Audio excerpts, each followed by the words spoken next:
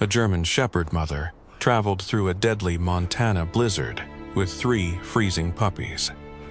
When she finally reached a lonely Navy SEAL's cabin, she did something so unusual that he couldn't ignore it. The dog wasn't trying to save herself. She was trying to save someone else. What Ethan discovered that night would uncover a secret hidden for years and change countless lives forever. Before we start, comment the word loyalty if you believe dogs never forget the people they love, and be sure to subscribe for more heartwarming stories. A fierce winter storm buried the Montana mountains beneath endless waves of snow, while midnight darkness swallowed the forest beyond the cabin windows. Ethan Walker had long ago stopped checking the weather reports.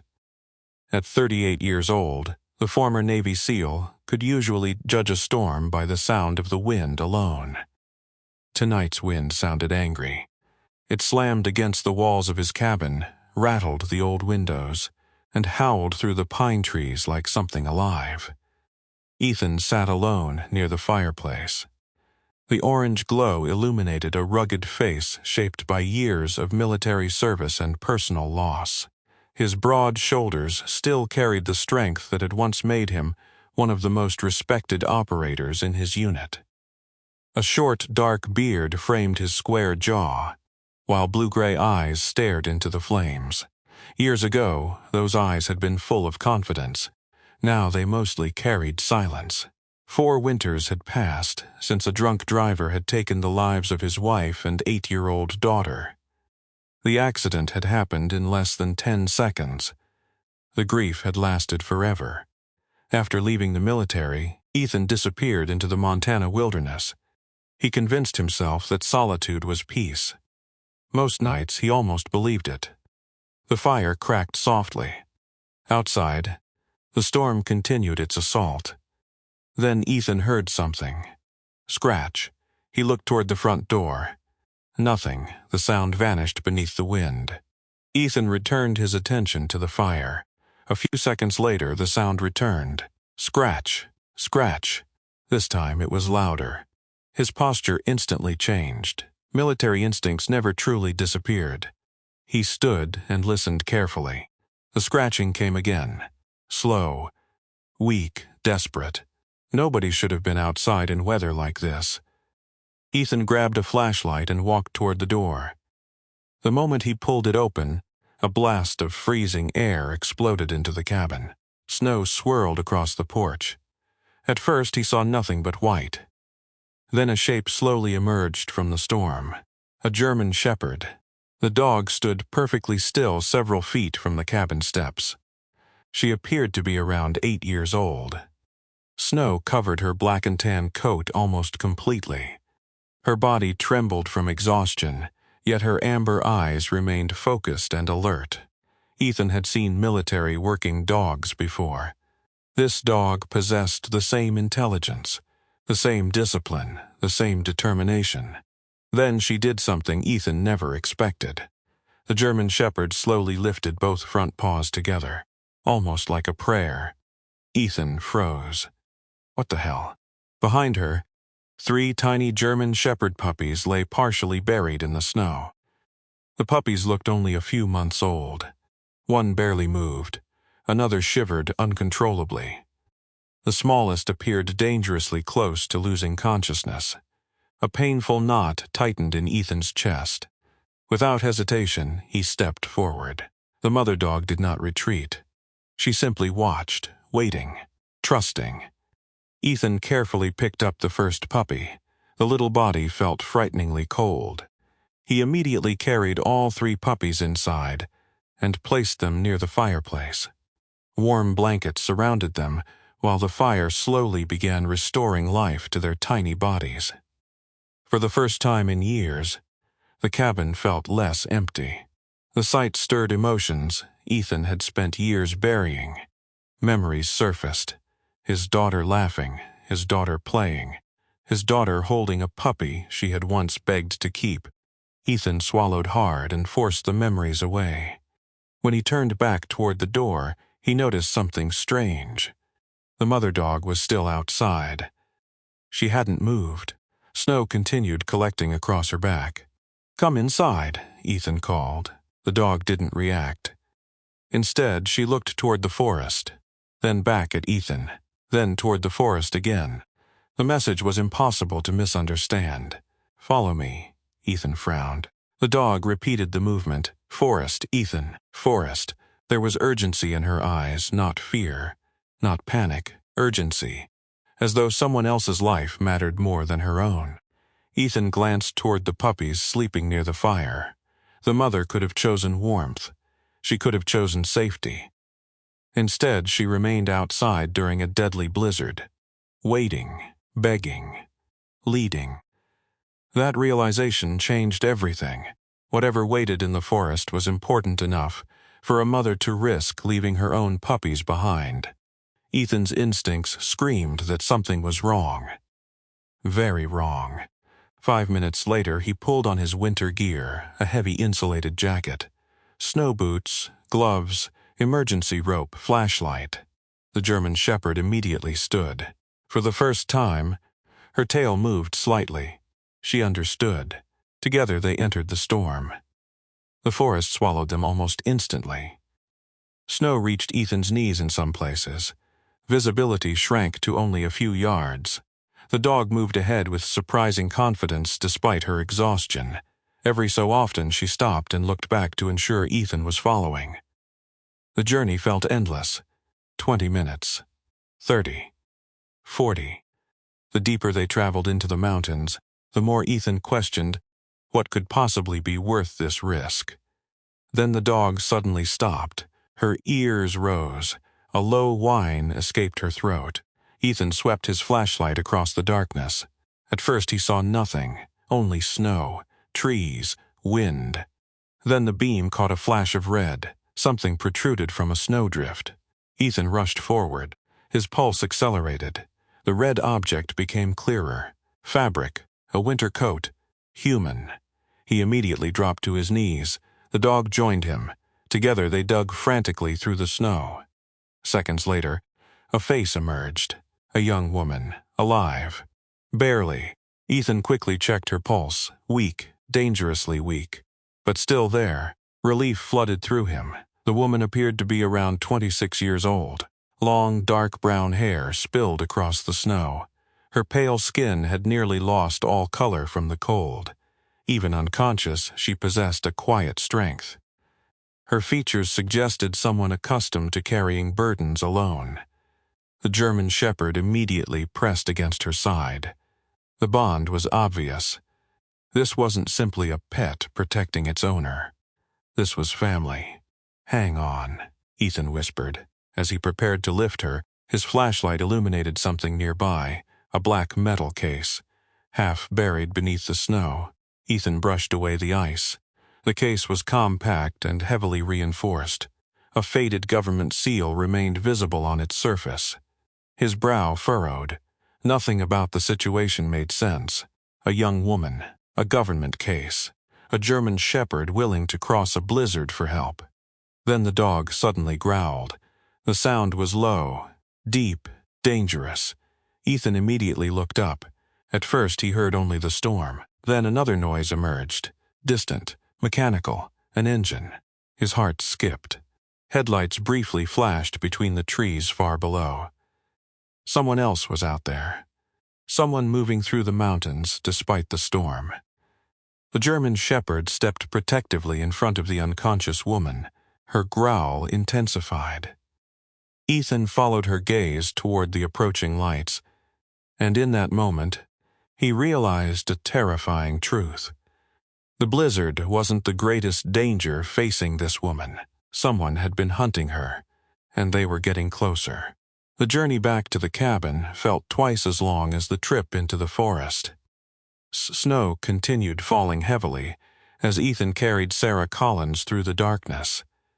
Though she was unconscious, he could feel her body trembling from the cold. Daisy never left her side. The German Shepherd moved beside them every step of the way, constantly glancing behind as if expecting danger to emerge from the storm. By the time they reached the cabin, Ethan's shoulders burned from exhaustion. He laid Sarah carefully on the couch near the fireplace. The warmth slowly filled the room. Daisy immediately jumped onto the floor beside the couch and refused to move. The three puppies, now awake and recovering, crawled toward their mother. Within minutes, the small family curled together beside the fire. For the first time since Ethan had found them, Daisy seemed willing to rest. The former Navy SEAL spent the remainder of the night checking Sarah's condition. Years of emergency medical training had prepared him for situations like this. He replaced her wet clothing with dry blankets, monitored her breathing, and did everything possible to prevent hypothermia from claiming her life. Just before sunrise, Sarah finally opened her eyes. Confusion appeared first, then fear. She immediately tried to sit up. "Easy," Ethan said calmly. Her eyes darted around the room. The fireplace, the cabin, the dogs, then Ethan. Sarah looked relieved for only a moment before panic returned. "The case," she whispered. Her voice was weak. "The black case, where is it?" Ethan pointed toward a wooden table. The metal case rested exactly where he had placed it. Sarah visibly relaxed. Only then did Ethan get his first proper look at her. She appeared to be around 26 years old. Her long, dark brown hair fell over her shoulders in tangled waves. Her face was naturally attractive, but carried signs of constant stress. Dark circles rested beneath intelligent green eyes. She was slender, perhaps 5'7", with the posture of someone who had spent a long time carrying responsibilities alone. Most striking was the caution in her expression. She watched everything, measured everything, trusted nothing. "Who are you?" Ethan asked. Sarah hesitated. "Sarah Collins." "Ethan Walker," she nodded. "I know." That answer immediately caught his attention. Sarah saw the reaction. "My father knew who you were." Ethan frowned. Before he could ask another question, Sarah spoke again. "Please don't call the police." The desperation in her voice surprised him. "Sarah, please." Her eyes locked onto his. "I know how this sounds. I know what it looks like. But if you call the police, people could die." The certainty in her voice made Ethan pause. For the next 2 days, the storm trapped everyone inside the cabin. Slowly, an unusual routine developed. Sarah recovered her strength. The puppies became more energetic. Daisy finally allowed herself to relax. Ethan found himself enjoying the company far more than he expected. The cabin no longer felt empty. The smallest puppy developed a habit of following him everywhere. Another preferred sleeping beside the fireplace. The largest constantly challenged its siblings to play fights. Sarah laughed for the first time when she watched them tumble across the wooden floor. The sound surprised even her. Ethan noticed. It was the laugh of someone who had forgotten how to be happy. As the days passed, pieces of Sarah's personality began to emerge. She was intelligent, resourceful, independent. Yet beneath that strength lived constant anxiety. Every vehicle sound made her tense. Every unexpected noise drew her attention. She slept lightly. Sometimes she woke from nightmares. Daisy always noticed first. The dog would quietly move beside her until she calmed down. One evening, Ethan finally asked the question he had been carrying since the rescue. "What are you running from?" Sarah stared into the fire. For a long time she said nothing. Then she looked toward the metal case. "My father." Ethan waited. "Not from him," she corrected quietly. Because of him, the room fell silent. Sarah took a deep breath. "My father was Michael Collins." The name meant nothing to Ethan. Seeing his confusion, Sarah continued. "Federal investigator." Her voice became softer. "One of the best." A mixture of pride and grief crossed her face. Sarah explained that Michael Collins had spent years investigating financial crimes, political corruption, and government fraud. 2 years earlier, he had begun examining a network involving powerful business leaders and influential officials.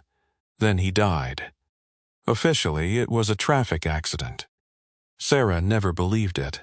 Neither had Daisy. The German Shepherd had belonged to Michael for most of her life. He had trained her himself when she was still a puppy.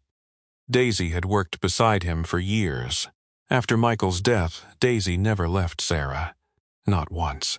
Before he died, Michael had given Sarah the metal case. He told her only one thing: "If anything happens to me, protect this." Nothing more. 2 weeks later, he was dead. 2 years later, people were still hunting for the case. Ethan listened carefully. Every detail sounded unbelievable. Yet Sarah wasn't telling the story like someone seeking sympathy. She was recounting facts. Painful facts. The kind that had controlled her life for years. 3 days later, the roads finally reopened. Ethan drove into town for supplies. Sarah insisted on staying hidden at the cabin. The moment Ethan arrived in town, he noticed something unusual. 3 black SUVs sat near the gas station. Their windows were tinted. Their engines were running despite the cold. The men inside appeared to be watching everyone. Ethan's instincts immediately activated. When one of the vehicles slowly followed his truck for 2 blocks, he became certain. They weren't tourists. They were looking for someone.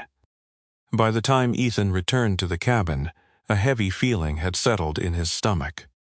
Night arrived quickly. Snow still covered the mountains. Daisy suddenly stood from her place beside the fireplace. Her ears rose. A low growl escaped her throat. Sarah immediately looked toward the window. Fear appeared in her eyes. Ethan stepped outside with a flashlight. The forest stood silent. No movement, no sound. Then he noticed something attached to one of the fence posts near the driveway. A white envelope, freshly placed. His pulse quickened. Ethan opened it. Inside was a single sheet of paper. Only one sentence had been typed across the center: "Hand over the case before it's too late." Ethan slowly lowered the paper. Someone knew exactly where they were. The envelope remained on the kitchen table, long after Ethan returned inside. Neither he nor Sarah touched it again that night. The message had accomplished exactly what it was intended to do. It reminded them that someone was watching. Outside, the storm had finally weakened, but a different kind of danger now surrounded the cabin. Sarah barely slept. The next morning, Ethan found her sitting alone at the table, staring at the black metal case. Sunlight filtered through the frosted windows. Daisy rested beside Sarah's chair. The German Shepherd's amber eyes followed every movement in the room, almost as if she understood what was about to happen. Sarah looked exhausted. The constant pressure of hiding had aged her beyond her 26 years. Her slender frame seemed weighed down by responsibilities she never asked for. Dark circles lingered beneath her green eyes. Finally, she reached for the case. "It's time," she said quietly. Ethan sat across from her. Sarah entered a combination into the lock. The metallic click sounded louder than expected. Slowly, she opened the lid. For several seconds, neither spoke. The contents were far more extensive than Ethan imagined. Several flash drives, an encrypted hard drive, stacks of financial records, photographs, copies of contracts, lists of offshore bank accounts, names, hundreds of names. The deeper Ethan looked, the worse it became. Millions of dollars had moved through shell companies. Government contracts had been manipulated. Bribes had been disguised as consulting fees. Political donations had been used to influence investigations. One corporation appeared repeatedly throughout the documents: Titan Strategic Systems, a massive defense contractor with billions in federal contracts. Ethan felt a chill unrelated to the weather. Michael Collins hadn't stumbled upon ordinary corruption. He had uncovered something enormous. Sarah pulled a photograph from the case. The image showed her father standing outside a federal building. Michael Collins appeared to be in his mid-50s. He had sharp brown eyes, neatly combed gray hair, and the calm confidence of a man who believed deeply in justice. Years of investigative work had shaped him into someone patient, methodical, and difficult to intimidate. "He spent almost 4 years collecting this," Sarah said. Ethan continued studying the documents. "Why didn't he turn it over?" Sarah looked down. "He tried." The answer hung heavily in the room. Ethan understood immediately. Michael had likely trusted the wrong people, and it had cost him his life. That afternoon, Ethan made a decision. There was only one person he trusted with information this dangerous. His name was Daniel Reed. Special Agent Daniel Reed worked for the FBI's Public Corruption Unit in Denver. Ethan had met him years earlier during a joint operation involving organized crime. Daniel was 46 years old, tall and lean, with close-cropped dark hair beginning to turn gray. Unlike many agents Ethan had encountered, Daniel possessed a reputation for honesty that bordered on stubbornness. If someone could be trusted, it was Daniel. Using an encrypted satellite phone he kept for emergencies, Ethan contacted him. Daniel listened carefully. The line remained silent for several moments afterward. Finally, Daniel spoke. "Don't move the evidence." Ethan nodded. "We need protection." "You need more than protection," Daniel replied. "If these documents are genuine, somebody powerful is already panicking." Before ending the call, Daniel promised to arrange a secure meeting within 48 hours. For the first time, hope entered the cabin. That evening, Ethan learned something else. While organizing supplies, he discovered an old leather pouch among Sarah's belongings. Inside were several photographs. Most showed Michael, but one caught his attention. A much younger Daisy stood beside Michael wearing a canine training harness. Ethan stared. Daisy worked with him. Sarah smiled faintly. The expression softened her entire face. Daisy wasn't just a pet. She explained that Michael had rescued Daisy as a puppy 8 years earlier. The German Shepherd had completed specialized detection and tracking training. Though never officially assigned to federal service, she accompanied Michael during many investigations. Dad used to joke that Daisy solved half his cases. Ethan scratched behind the dog's ears. Daisy accepted the attention but never took her eyes off Sarah. Even now, 2 years after Michael's death, the loyalty was extraordinary. The following day passed quietly. Too quietly. That alone made Ethan nervous. His instincts told him trouble was coming. Shortly after midnight, he woke abruptly. A sound had disturbed him. Not the wind, not the house settling, something else. Daisy was already standing, her ears were forward, her body tense. The growl began low, then intensified. Ethan grabbed his flashlight. Movement flashed outside the rear window. His pulse accelerated. "Sarah," he whispered. She was awake instantly. Years of fear had trained her well. The next sound shattered the silence. Glass exploded. A side window burst inward. Someone was entering. Then another crash followed, and another. The attack had begun. Dark figures flooded toward the cabin. At least 4, possibly more, all armed. Ethan reacted immediately. Military training took over. He moved Sarah toward a rear exit while Daisy barked furiously. The puppies scattered beneath furniture. Gunshots erupted outside. Wood splintered. The attackers were no longer trying to intimidate. They wanted the case now. Ethan and Sarah escaped through the back door. Moments before armed men entered the main room. Snow covered the forest once again. The chase began. Branches whipped against their faces as they ran through darkness. Flashlights swept between the trees behind them. Voices shouted. The attackers were gaining ground. Daisy stayed close to Sarah, constantly adjusting her pace to match the young woman. For nearly 20 minutes, they fled deeper into the wilderness. Finally, Ethan spotted an abandoned ranger shelter hidden among the pines. He pushed Sarah inside. Together they waited. Minutes passed, then more. Silence returned.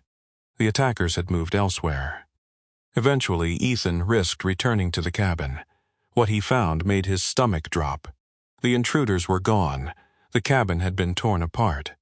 Furniture overturned. Documents scattered. Drawers emptied. Every room searched. Ethan rushed to the kitchen. The table stood empty. The black metal case was gone. Every document, every flash drive, every piece of evidence Michael Collins had spent years collecting. Gone. Sarah arrived moments later. The moment she saw the empty table, all color drained from her face. Daisy stood beside her in silence. No growl, no bark, only stillness. The people hunting them finally had what they came for, and with the disappearance of the case, the truth Michael Collins had died protecting seemed lost forever. The silence inside the destroyed cabin felt heavier than the winter storm outside. Sarah sat beside the fireplace for hours without speaking. The empty space on the table seemed larger than the table itself. Everything her father had sacrificed. Everything she had spent 2 years protecting. Gone. Ethan understood the feeling. He had experienced it after the deaths of his wife and daughter. There came a moment when grief transformed into numbness. Sarah had reached that moment. Even the puppies seemed quieter. Daisy never left Sarah's side. The aging German shepherd lay beside her chair, resting her head across Sarah's feet. Whenever Sarah moved, Daisy's eyes immediately opened. It was as though the dog feared losing another member of her family. The following morning, Ethan received a secure call from Daniel Reed. The FBI agent's voice sounded grim. The attack wasn't random. Ethan wasn't surprised. Daniel continued. We traced several shell companies from Michael Collins' files before the case disappeared. And a long pause followed. Then Daniel answered, Victor Hayes. The name meant nothing to Ethan, but Sarah immediately looked up. Fear crossed her face. Victor Hayes was one of the wealthiest men in America. At 63 years old, Hayes had built a multi-billion-dollar empire through defense contracts, logistics companies, and private security firms. Publicly, he was respected.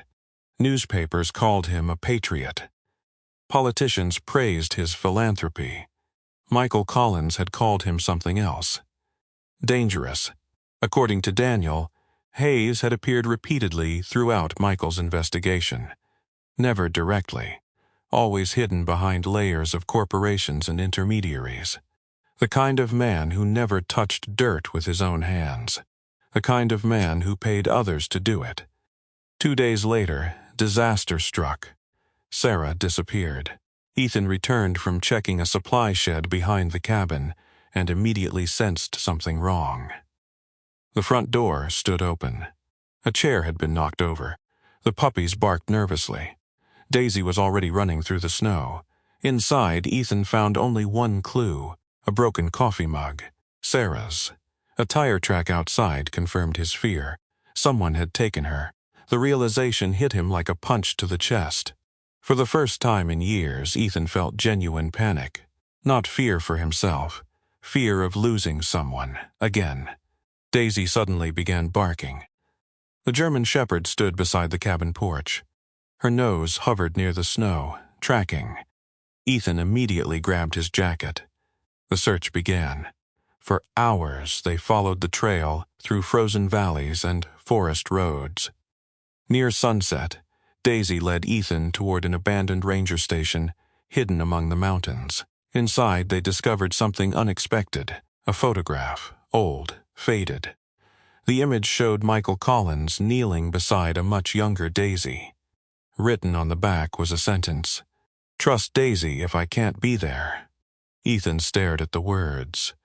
Something about them bothered him. Trust Daisy, not trust the case, not trust the evidence, trust Daisy. The thought stayed with him throughout the night. Back at the cabin, Ethan continued studying every item Sarah had left behind. Eventually, his attention settled on Daisy, specifically her collar. The German shepherd had worn the same weathered leather collar ever since Ethan met her. Sarah once mentioned that Michael had given it to her years ago. A sudden thought entered his mind. What if? Carefully, Ethan examined the collar. At first he found nothing unusual. Then his fingers detected a slight ridge beneath the leather. His pulse quickened. Using a small knife, he opened part of the lining. Inside was a tiny waterproof capsule. Ethan froze. The capsule contained a folded strip of paper. Coordinates. Nothing else. No explanation, no instructions, only coordinates. Michael's backup plan. A surge of hope filled the room. The evidence had never been entirely inside the case.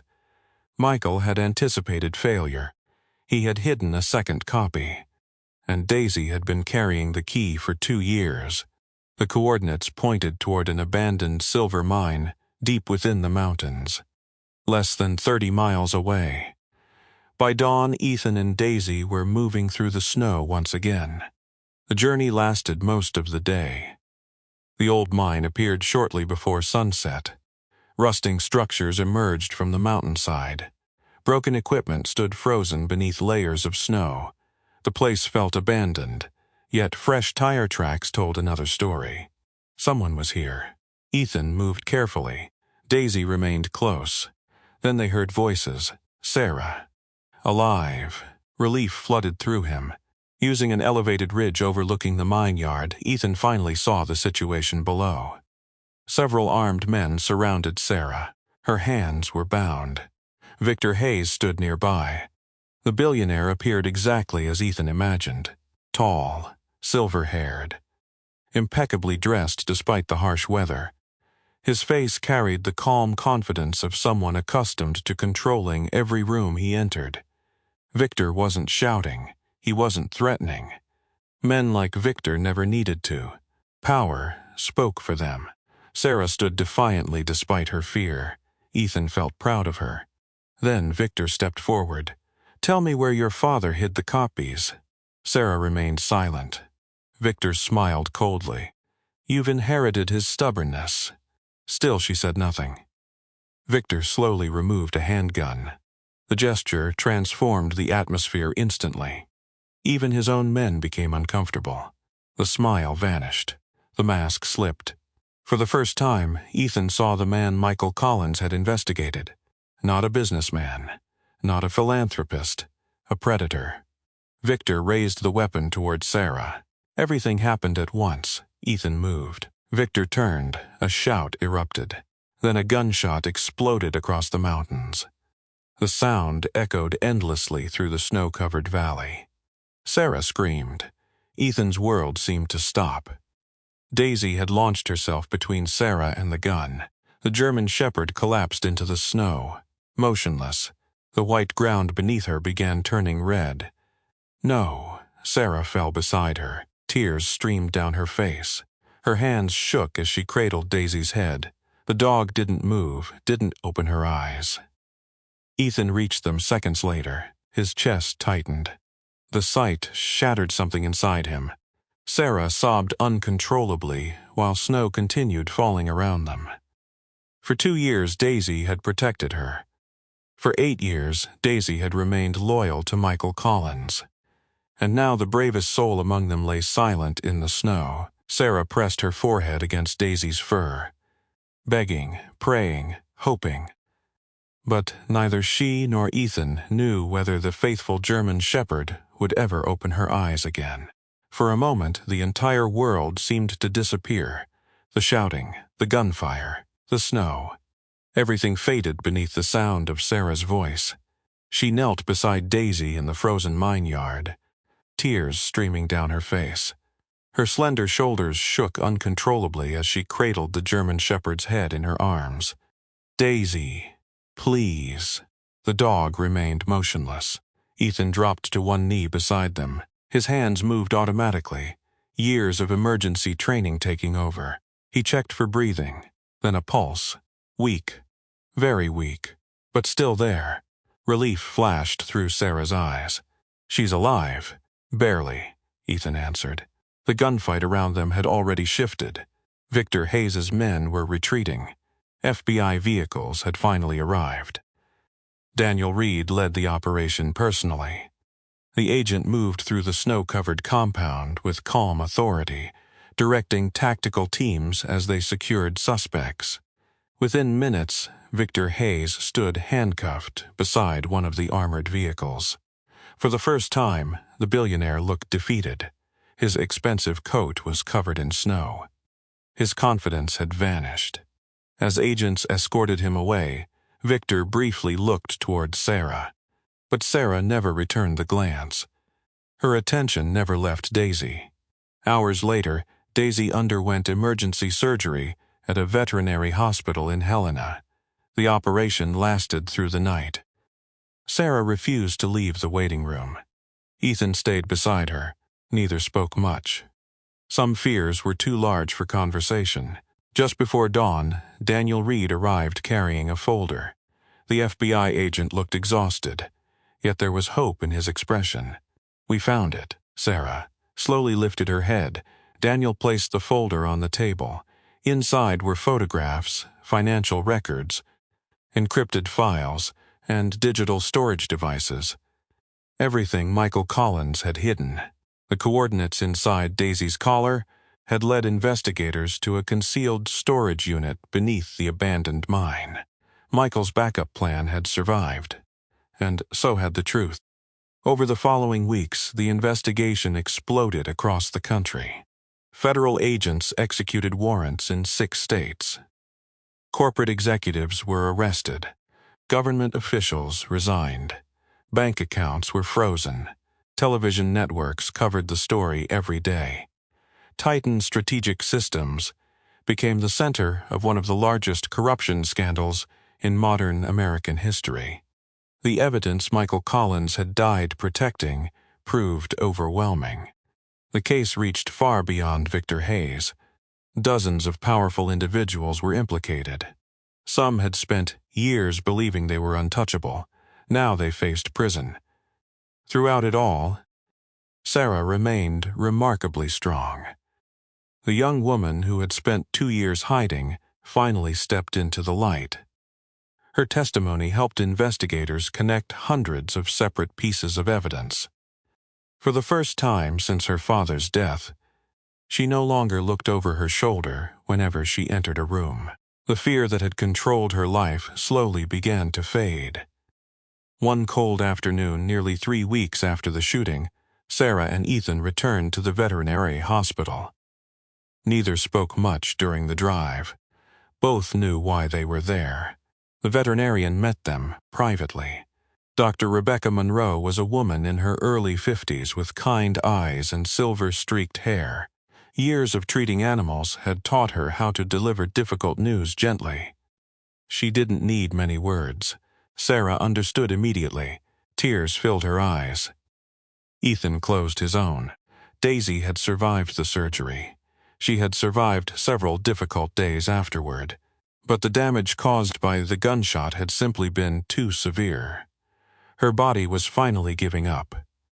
When they entered the room, Daisy lifted her head, weakly, slowly, but she recognized them immediately. Her tail moved once. Sarah dropped to her knees. The tears came freely now. The German shepherd looked older than ever, smaller somehow, fragile. Yet her eyes remained the same, loyal. Sarah gently stroked her fur. "You're a good girl," she whispered. "You always were." Daisy looked at her, then at Ethan. For a moment, Ethan remembered the blizzard, the scratching at the door, the desperate plea, the courage, the determination. One dog had changed everything. Slowly, Daisy rested her head on Sarah's hand.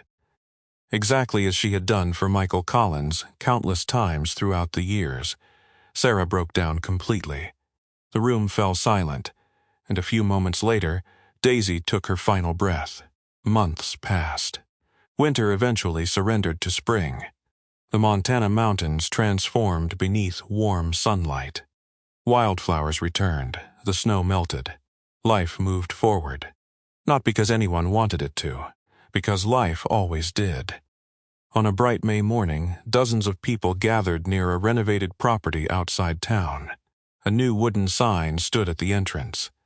Daisy's Promise Animal Rescue. Sarah smiled as she watched visitors arrive. She looked different now.